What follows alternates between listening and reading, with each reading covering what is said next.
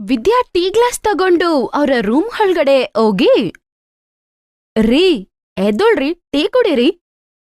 ಇಲ್ಲಿಡು, ಕುಡಿತೀನಿ. ನಿನ್ ಮುಖ ನೋಡಿ ಇಡೀ ದಿನ ಹಾಳು ಮಾಡಕ್ಕೆ ನಂಗಿಷ್ಟ ಇಲ್ಲ. ಹೋಗು, ನಂಗೆ ಬಿಸಿ ಬಿಸಿ ದೋಸೆ ಮಾಡ್ಕೊಡು. ಮುಖನಂತೂ ಚೆನ್ನಾಗಿಲ್ಲ, ಫುಡ್ ಆದ್ರೂ ಸರಿ ಮಾಡು. ಶನಿ ಎಲ್ಲಾದ್ರೆ. ಮನೋಹರ್ಗೆ ದಿನನಿತ್ಯ ಏನ್ ಕೆಲ್ಸ ಅಂದ್ರೆ ಹೆಂಡ್ತಿಗೆ ತೊಂದರೆ ಕೊಡದೆ. ಅವನ್ ಮಾತಲ್ಲೇ ಹೆಂಡ್ತಿನ ಅರ್ಟ್ ಮಾಡದೆ ಅವನ್ಗೆ ಕೆಲ್ಸ ಆಗಿತ್ತು. ಅವಳು ಆಚೆಯಿಂದ ಸುಂದರವಾಗಿಲ್ದಿದ್ರು ಅವಳ ಮನಸ್ಸು ತುಂಬಾ ಒಳ್ಳೇದು. ಮನೋಹರ್ ಏನ್ ಬೈದ್ರು ಅವಳು ಏನ್ ಅನ್ಕೋತಾ ಇರ್ಲಿಲ್ಲ. ಆದ್ರೂ ಎಲ್ಲೂ ಒಂದ್ ಸ್ವಲ್ಪ ಅವಳಿಗೇನು ಹರ್ಟ್ ಆಗ್ತಾ ಇತ್ತು. ಅದಕ್ಕೆ ಒಂದ್ ಕಾರಣ ಆಯ್ತು. ಮದ್ವೆಯಾಗಿ ತುಂಬಾ ವರ್ಷ ಆದ್ರೂನು ಅವಳಿಗೆ ಮಗು ಹುಟ್ಟಿಲ್ಲ. ಮನೋಹರ್ ಯಾವಾಗ್ಲೂ ಜಗಳ ಮಾಡೋದಕ್ಕೆ ಇದೊಂದ್ ದೊಡ್ಡ ಕಾರಣ ಆಗಿತ್ತು. ನನ್ನ ಕರ್ಮ ಆ್ಯಕ್ಚುಲಿ ನಿನ್ಗೆ ಮದುವೆ ಆಯ್ತು. ಅಮ್ಮನಿಗೆ ತಲೆ ಕೆಟ್ಟೋಗಿತ್ತು, ನಿನ್ನನ್ ಸೆಲೆಕ್ಟ್ ಮಾಡಿದ್ರು ನಂಗೆ. ಮುಖನಂತೂ ಚೆನ್ನಾಗಿಲ್ಲ, ಮಗು ಕೂಡ ಆಗಿಲ್ವಲ್ಲೇ. ಅರೆ, ಇದ್ರಲ್ಲಿ ವಿದ್ಯನ ತಪ್ಪೇನಿದೆ? ಡಾಕ್ಟರ್ ಎಲ್ಲ ಪರೀಕ್ಷೆ ಮಾಡಿ ಅವಳ್ದು ಏನು ಪ್ರಾಬ್ಲಮ್ ಇಲ್ಲ ಅಂದ್ರು. ಆದ್ರೂ ಗರ್ಭವತಿ ಆಗಿಲ್ಲ ಅಂದ್ರೆ ಏನ್ ಮಾಡ್ತಾಳೆ? ಅಮ್ಮ, ನನ್ನಮ್ಮ ಆಗಿ ಅವಳನ್ನ ಸಪೋರ್ಟ್ ಮಾಡ್ತೀಯಾ? ಯಾರು ಸ್ವಂತ ಮಗನ್ನ ಬಿಟ್ಟು ಸೊಸೆನ್ ಸಪೋರ್ಟ್ ಮಾಡ್ತಾರೆ? ಏನ್ ವಿಷಯ ಅಂತ ಅವಳ ಮೇಲೆ ತುಂಬಾ ಪ್ರೀತಿ ತೋರಿಸ್ತೀಯಾ? ವಿದ್ಯಾನ ನಾನು ಯಾವಾಗ್ಲೂ ಸೊಸೆ ತರ ನೋಡಿಲ್ಲ. ಅವಳು ನನ್ನ ಮಗಳು. ಯಾವಾಗ್ಲೂ ಅವಳನ್ನ ಬೈಯೋದು ನಿಲ್ಸು. ಮನೋಹರ್ ಕೋಪದಿಂದ ಅಲ್ಲಿಂದ ಹೋಗ್ಬಿಡ್ತಾನೆ. ಅವ್ರ ಕೋಪದಿಂದ ಹೋಗೋದ್ ನೋಡಿ ವಿದ್ಯಾ ಅಳ್ತಾಳೆ. ಅವಳ ಅತ್ತೆ ಅವಳನ್ನ ಸಮಾಧಾನ ಮಾಡ್ತಾಳೆ. ಅತ್ತೆ, ನಾನೇನ್ ಮಾಡ್ಲಿ? ನನ್ ಗರ್ಭವತಿ ಆಗ್ತಿಲ್ಲ. ನಾನೆಂತಹ ಸೊಸೆ ಅಂತ ಗೊತ್ತಿಲ್ಲ. ಈ ಪರಿವಾರಕ್ಕೆ ಒಂದ್ ಸಂತೋಷನೂ ಕೊಡಕ್ಕಾಗ್ತಿಲ್ಲ. ಅದೇ ಊರಲ್ಲಿ ಮನೋಹರ್ನ ಫ್ರೆಂಡ್ ಒಬ್ಬ ಇದ್ದ. ಅವನು ಕೋಪವಾಗಿ ಯಾವಾಗಿರ್ತಿದ್ನೋ ಅವಾಗೆಲ್ಲ ಅವನ್ ಫ್ರೆಂಡ್ ಮನೆಗೆ ಹೋಗ್ತಿದ್ದ. ಏನಾಯ್ತು? ಯಾ ಕೋಪದಲ್ಲಿದ್ಯಾ? ಅದೇ ಕಣೋ, ಆ ಶನಿ ಮುಖ ನೋಡಿ ನಂಗೆ ಸಾಕಾಗೋಗಿದೆ. ಏನ್ ಮಾಡೋದು? ಅಪ್ಪ ಅಮ್ಮ ಜಬರ್ದಸ್ತಿಯಾಗಿ ಮದುವೆ ಮಾಡಿಸಿದ್ರು. ಈಗ ನಾನ್ ತಿಂತಾ ಇದ್ದೀನಿ. ಚೆನ್ನಾಗೂ ಕೂಡ ಇಲ್ಲ, ಮಗುನೂ ಕೊಟ್ಟಿಲ್ಲ. ಮತ್ತೆ ಅಮ್ಮ ಅವಳಿಗೆ ಪ್ರೀತಿ ತೋರಿಸ್ತಾರೆ. ಅಣ್ಣ, ಅತ್ಗೆ ಟೀ ಕೊಟ್ ಕಳ್ಸಿದ್ರು. ಅರೆ ಸೀಮಾ, ನೀನ್ ಯಾಕೆ ಚಾ ತಂದೆ? ಅದ್ಕೆ ಎಲ್ಲಿ? ಅಣ್ಣ ಅವರು ಮುನ್ನನ ನೋಡ್ಕೋತಾ ಇದಾರೆ, ಅದಕ್ಕೆ ನನ್ ಕೈಯಿಂದ ಕೊಟ್ ಕಳ್ಸಿದ್ರು.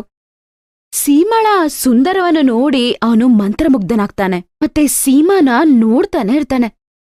ಮನೋಹರ್, ಓ ಮನೋಹರ್, ಎಲ್ಲೋಗಿದ್ಯೋ? ಚಾ ಕುಡಿಯೋ. ಇದ್ಯಾರು ಬಿರ್ಜು? ಇವ್ರನ್ನ ನಾನು ಮೊದಲು ನೋಡಿಲ್ವಲ್ಲ. ಇವಳನ್ನ ನಾದ್ನಿ, ನಿನ್ನೆ ಸಿಟಿಯಿಂದ ಬಂದ್ಲು. 10ನೇ ಕ್ಲಾಸ್ ಪಾಸು. ಮನೋಹರ್ಗೆ ಯಾವಾಗ್ಲೂ ಸೀಮಳ ಬಗ್ಗೆನೇ ಯೋಚನೆ ಆಗ್ತಿತ್ತು. ಅದ್ರಿಂದ ದಿನ ಅವನು ಯಾವುದೋ ಒಂದು ಕಾರಣ ಇಟ್ಕೊಂಡು ಬಿರ್ಜು ಮನೆಗ್ ಬರ್ತಿದ್ದ. ಮತ್ತೆ ಮೆತ್ತಗೆ ಸೀಮಾನ ಕೂಡ ಅವನ್ ಪಕ್ಕ ತಿರ್ಸ್ಕೊಂಡ್ಬಿಟ್ಟ. ಸೀಮಾ, ನೀನ್ ನೋಡಕ್ಕೆ ತುಂಬಾ ಚೆನ್ನಾಗಿದ್ಯಾ. ನಿನ್ನ ಕಣ್ಣು, ನಿನ್ನ ಕೂದ್ಲು ತುಂಬಾ ಚೆನ್ನಾಗಿದೆ. ಯಾವಾಗ್ಲೂ ನನ್ ಬಗ್ಗೆ ಪ್ರೇಸ್ ಮಾಡ್ತಾನೆ ಇರಿ. ಆದ್ರೆ ಒಂದಿನಾನೂ ಕಾಜಲ್ಲೋ ಬಿಂದಿನೂ ಏನು ತಂದಿಲ್ಲ. ಓ, ನಿಮ್ ದಿವ್ಯಾಗೆ ತಂದ್ಕೊಡ್ತೀರೇನೋ? ಅರೆ, ಇಷ್ಟೇನಾ ವಿಷಯ? ನೋಡು, ನಾಳೆ ನಿನ್ನ ರಾಣಿಯಾಗಿ ಮಾಡ್ತೀನಿ ನೋಡು.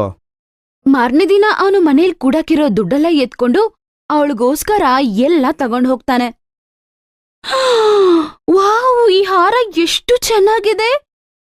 ಆ ಕಾಲಿನ ಗೆಜ್ಜೆ, ಇದೆಲ್ಲ ತುಂಬಾ ಚೆನ್ನಾಗಿದೆ. ನನ್ಗೋಸ್ಕರ ಇದೆಲ್ಲ ನೀವು ಏನಕ್ಕಾಗಿ ತಗೊಂಬಂದ್ರಿ? ಹಾ ಮನೋಹರ್, ನಾನು ಇದನ್ನ ಕೇಳ್ಬೇಕು ಅಂತಾನೆ ಇದ್ದೆ. ನೀನ್ ಸೀಮಾಗೋಸ್ಕರ ಇಷ್ಟೆಲ್ಲ ಯಾಕೆ ತಂದಿದೀಯಾ? ನಿಂಗೆ ಏನ್ ಬೇಕು? ಸೀಮಾಗೂ ಮರ್ಯಾದೆ ಇದೆಯಲ್ಲ. ನೀನ್ ಯಾವಾಗ್ಲೂ ಅವಳನ್ನ ಮೀಟ್ ಆಗಕ್ ಬರ್ತೀಯಾ? ಹೆಸರಿಲ್ದೆ ಯಾವ್ದು ರಿಲೇಷನ್ ಇಲ್ಲ. ನಾನ್ ಯಾವಾಗ ಬೇಡ ಹೇಳ್ದೆ? ನಾನೇ ಹೆಸರು ಕೊಡ್ತೀನಿ. ನಾನ್ ಸೀಮಾನ ಮದುವೆ ಆಗ್ತೀನಿ. ನನ್ನ ಮಾತಿಗೆ ಸಹಮತಿ ಇದ್ರೆ ಸೀಮಾನ್ ನಾನು ಚೆನ್ನಾಗಿ ನೋಡ್ಕೊಳ್ತೀನಿ. ಅವಳಿಗೆ ಏನು ಕಮ್ಮಿ ಆಗ್ದಾಗ ನೋಡ್ಕೊಳ್ತೀನಿ. ನೀನ್ ಹಾ ಅಂತ ಹೇಳು. ಸೀಮಾ ನನ್ನ ಜೀವನದಲ್ಲಿ ಬರೋದ್ರಿಂದ ನನ್ನ ಜೀವನ ಚೇಂಜ್ ಆಗುತ್ತೆ. ಇವಳಿರೋದೆ ನಾನಿಲ್ಲ. ಅಣ್ಣ, ಅತ್ಗೆ, ನಾನು ಮನೋಹರ್ ಇಲ್ದೇ ಇರಕ್ಕಾಗಲ್ಲ. ನಾನು ಮನೋಹರ್ನ ಮದ್ವೆ ಮಾಡ್ಕೋಬೇಕನ್ಕೋತಿದೀನಿ. ಆದ್ರೆ ನೀನ್ ವಿದ್ಯಾನ ಎಲ್ಲಿಡ್ತೀಯಾ? ಸೀಮಾನ ಅವಳ ಸೌತಿ ಮಾಡ್ತೀಯ ನೀನು? ನೀನು ಅದ್ರ ಬಗ್ಗೆ ಚಿಂತೆ ಮಾಡಬೇಡ. ಅವಳನ್ನ ನಾನು ಅಮ್ಮನ ಜೊತೆ ನಮ್ಮ ಬೇರೆ ಮನೆ ಕಳಿಸ್ತೀನಿ. ದೊಡ್ಡ ಮನೇಲಿ ನಾನು ಸೀಮಾ ಆರಾಮಾಗಿರ್ತೀವಿ. ಮನೋಹರ್ ಮನೆಗೋಗಿ ಅವನ ಇನ್ನೊಂದು ಮದ್ವೆ ಬಗ್ಗೆ ತಾಯಿಗೆ ಮತ್ತೆ ಹೆಂಡ್ತಿಗೆ ಹೇಳ್ತಾನೆ. ಏನೋ ಮಾತಾಡ್ತಿದ್ಯಾ ನೀನು? ನಿನ್ಗೊಂದ್ ಹೆಂಡ್ತಿ ಇದ್ದಾಳೆ ಮತ್ತೆ ಇನ್ನೊಂದ್ ಮದ್ವೆ ಮಾಡ್ಕೋತೀನಿ ಅಂತಿದ್ಯಾ? ನಿನ್ಗವಳು ಏನೋ ಕಮ್ಮಿ ಇಟ್ಟಿದ್ದಾಳೆ. ನೀನ್ ಒಂದ್ ಅವಾಜ್ ಹಾಕಿದ್ರೆ ಸಾಕು ಎಲ್ಲ ಕೆಲ್ಸ ಮಾಡ್ತಾಳೆ. ಅದೂ ಅಲ್ದೆ ನಿನ್ ಜೊತೆನೆ ಇದ್ದು ನಿನ್ ಜೊತೆನೆ ತೋಟದಲ್ಲಿ ಎಲ್ಲ ಕೆಲ್ಸಾನೂ ಮಾಡ್ತಾಳೆ. ಅದೇ ದುಡ್ಡನ್ನ ನಾಚಿಕೆ ಇಲ್ದೆ ಹೋಗಿ ನೀನು ಆ ಸೀಮನ್ಗೆ ಖರ್ಚ ಮಾಡ್ತಿರೋದು. ನಿನ್ ಜೊತೆನೆ ತೋಟದಲ್ಲಿ ಎಲ್ಲ ಕೆಲ್ಸ ಮಾಡಿ ನೀನಲ್ಲಿಲ್ದಿದ್ರು ಸಮಯಕ್ಕೆ ಎಲ್ಲ ನೀರ್ ಹಾಕಿ ಅವಳೆ ಅದನ್ ಕಾಪಾಡಿರೋದು. ದುಡ್ಡನ್ ಕೂಡಾಕಿರೋದು ಅವಳೆ. ಮನೆನೂ ನೋಡ್ಕೋತಾಳೆ. ಆದ್ರೂ ನಿನ್ಗೆ ನಾಚಿಕೆ ಇಲ್ಲ, ಬೇರೆ ಹುಡುಗಿನ ಮದ್ವೆ ಮಾಡ್ಕೋತೀಯ ಅಂತೀಯ? ಅವಳ ಅಂದನ ನೋಡಿ ಮಂತ್ರಮುಗ್ಧನಾಗಿದ್ಯಾ? ಅಮ್ಮ, ಸ್ವಲ್ಪ ಸಮಾಧಾನ ಆಗಿ. ನಿಮ್ ಆರೋಗ್ಯ ಇವಾಗ್ಲೇ ಸರಿಯಿಲ್ಲ. ನೀನ್ ಹೇಳಿದ್ದು ಮಾಡೇ ಮಾಡ್ತೀಯ. ಆದ್ರೆ ನೋಡ್ತಿರು, ಒಂದಿನ ಯಾರ್ ಪಶ್ಚಾತ್ತಾಪ ಪಡ್ತಾರೆ ಅಂತ. ಮನೋಹರ್ ಸೀಮನ ಮದ್ವೆ ಮಾಡ್ಕೊಂಡು ಮನೆಗೂ ಕರ್ಕೊಂಬರ್ತಾನೆ. ಅಮ್ಮ, ಸೀಮಾನಿಗೆ ವಿದ್ಯಾ ಜೊತೆ ಇರಕ್ಕಿಷ್ಟ ಇಲ್ಲ.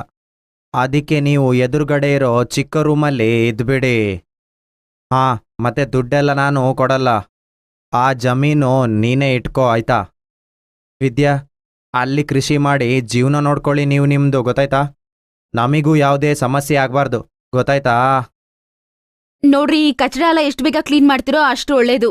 ಅಯ್ಯೋ, ಈ ವಾಸನೆ ನನ್ ಕೈಯಲ್ಲಿ ತಡ್ಕೊಳಕ್ಕಾಗ್ತಿಲ್ಲ. ನೋಡಿದ್ಯೇನೋ ನಿನ್ ಹೆಂಡ್ತಿ ನನ್ನನ್ನ ಕಚಡ ಅಂತಿದ್ದಾಳೆ. ಇದೆಲ್ಲ ನೋಡ್ಕೊಂಡು ಕೇಳ್ಕೊಂಡಿದ್ಯಾ? ಅಮ್ಮ, ಬನ್ನಿ ಅಮ್ಮ, ನಾವು ಬೇರೆ ರೂಮಲ್ಲಿ ಹೋಗಿರೋಣ. ಇಲ್ಲಿ ಯಾಕೆ ನಿಮ್ ಎನರ್ಜಿ ವೇಸ್ಟ್ ಮಾಡ್ತೀರಾ? ವಿದ್ಯಾ ಮತ್ತೆ ಕಾಂತ ಮನೆ ಮುಂದೆ ಇರುವ ಒಂದು ಚಿಕ್ಕ ರೂಮಲ್ಲಿ ಇರ್ತಿದ್ರು.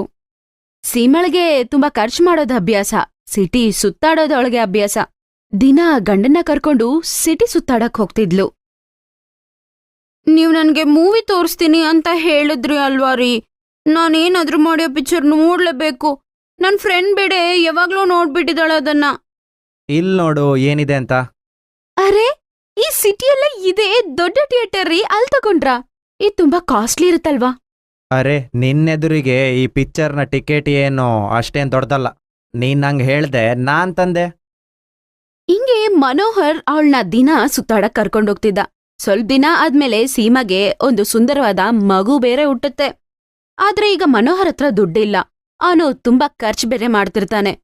ಅದು ಅಲ್ದೆ ಮಗುವಿನ ಬರ್ಡೇ ಬೇರೆ ಬರುತ್ತೆ, ಅದಕ್ಕೂ ತುಂಬಾ ಖರ್ಚು ಮಾಡ್ತಾನೆ. ತೋಟನೂ ಮಾರ್ಬಿಡ್ತಾನೆ. ಏನ್ ಮಾಡ್ಲಿ ಸೀಮಾ, ಮನೆ ಹೇಗ್ ನೋಡ್ಕೊಳ್ಳೋದು?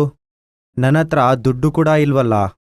ನೋಡ್ರಿ, ನಿಮ್ಗೆ ಮಗು ಬೇಕಾಗಿತ್ತು, ನಾನು ನಿಮ್ಗೆ ಮಗುನ್ ಕೊಟ್ಬಿಟ್ಟೆ.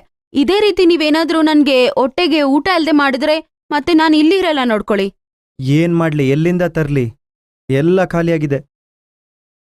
ಶೀಮಾ ಬಾಬಿ, ಮನೋಹರ್ ಅಣ್ಣನ ಕಾಲು ಟ್ರಕ್ ನಡಿಗೆ ಬಂದು ತುಟ್ಟಾಗಿದೆ.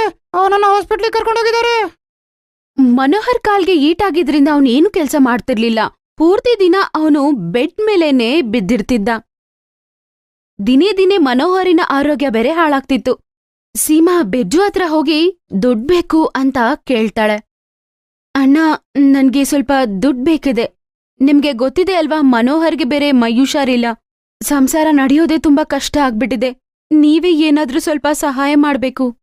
ನೋಡ್ ಸೀಮಾ, ಮನೋಹರ್ ಜೊತೆ ಮದುವೆ ಆಗೋದು ನಿನ್ ನಿರ್ಧಾರ. ಸಮಸ್ಯೆ ಕೂಡ ನೀನೇ ಸಾಲ್ವ್ ಮಾಡ್ಬೇಕು. ಎಷ್ಟ್ ದಿನ ನಿಂಗ್ ನಾವು ಹೆಲ್ಪ್ ಮಾಡ್ಬೋದು? ಹಿಂದಿನ ವಾರ 500 ರೂಪಾಯಿ ತಗೊಂಡೋಗಿದ್ಯಲ್ವಾ ನೀನು? ಕ್ಷಮಿಸ್ಬಿಡಮ್ಮ ನನ್ನ. ರೀ, ಮಗುಗೆ ಹಶ್ವಾಗ್ತಿದೆ, ಅವನ್ಗೆ ಹಾಲ್ ಕೊಡ್ಬೇಕು. ನನ್ಗೂನು ಹಾಲ್ ಬರ್ತಿಲ್ಲ ರೀ. ನಾನೇನೂ ತಿಂದಿಲ್ಲ ರೀ. ಏನಾದ್ರೂ ತಿಂದ್ರೆ ಅಲ್ವಾ ನನ್ಗೂ ಹಾಲ್ ಬರೋದು. ನಾನು ಮಾಡಿದ್ರ ಕರ್ಮದ ಫಲ ಇದು. ಅಮ್ಮ ಮತ್ತೆ ವಿದ್ಯನ್ ಜೊತೆ ತಪ್ಪು ಮಾಡಿದ್ದೀನಿ. ಆಗ ವಿದ್ಯಾ ಹಾಲ್ ಬರ್ತಾಳೆ. ಅವಳ ಕೈಯಲ್ಲಿ ಊಟದ ತಟ್ಟೆ ಮತ್ತೆ ಹಾಲು ಇತ್ತು. ಸೀಮಾ, ನಿನ್ಗೂ ಮತ್ತೆ ಮನೋಹರ್ಗೋಸ್ಕರ ದಾಲ್ ಮತ್ತೆ ರೋಟಿ ತಂದಿದ್ದೀನಿ. ತಗೋ, ಇದು ಮಗುಗೋಸ್ಕರ ಹಾಲು. ಅಕ್ಕ, ನಮ್ಗೋಸ್ಕರ ನೀನು ಇಷ್ಟು ಯೋಚನೆ ಮಾಡಿದ್ಯಾ? ನಾನು ಇದೆಲ್ಲ ಮುನ್ನಾಗೋಸ್ಕರ ಮಾಡ್ತಿದ್ದೀನಿ. ಅದು ಚಿಕ್ಕ ಮಗು. ನೀವು ಮಾಡಿದ ತಪ್ಪಿಗೆ ಅವನ್ ಯಾಕೆ ಸಫರ್ ಆಗ್ಬೇಕು? ನಿಮ್ಮಿಬ್ರಲ್ಲಿ ಒಬ್ಬರಿಗೇನಾದ್ರೂ ಆದ್ರೂ ಮಗು ಅನಾಥೆ ಆಗ್ಬಿಡ್ತಾನೆ. ಆದ್ರಿಂದ ನನ್ ಪ್ರಾಣ ಇರೋವರ್ಗೂ ನಿಮ್ ಸಂಸಾರನ ನೋಡ್ಕೊಳ್ಳೋದು ನನ್ ಜವಾಬ್ದಾರಿ. ನಿಮ್ ಖರ್ಚುಗಳೆಲ್ಲ ನಾನೇ ನೋಡ್ಕೋತೀನಿ. ಅದು ಅಲ್ದೆ ನೀವಿಬ್ರು ಕಷ್ಟಪಡೋದು ನನ್ ಕೈಲಿ ನೋಡಕ್ಕಾಗಲ್ಲ. ಕಾಂತಾಗೆ ವಿದ್ಯಾ ನೋವು ಚೆನ್ನಾಗ್ ಅರ್ಥ ಆಗುತ್ತೆ. ಮತ್ತೆ ಮನೋಹರ್ ಕಣ್ಣಿಂದ ನೀರ್ ಬರುತ್ತೆ. ಅವನು ವಿದ್ಯಾ ಇದ್ರೂನು ಸೀಮನ ಮದ್ವೆ ಮಾಡ್ಕೊಂಬರ್ತಾನೆ. ಆದ್ರೂ ಅವಳು ಈ ಕಷ್ಟ ಕಾಲದಲ್ಲಿ ಎಲ್ಲರೂ ಬಿಟ್ಟು ಹೋದ್ರು ಅವನ್ಗೆ ಸಹಾಯ ಮಾಡಿದ್ದು ವಿದ್ಯಾ ಮಾತ್ರ. ಅದೂ ಅಲ್ದೆ ಅವನ್ ಕುಟುಂಬನ ಅವಳು ನೋಡ್ಕೋತಿದ್ದಾಳೆ.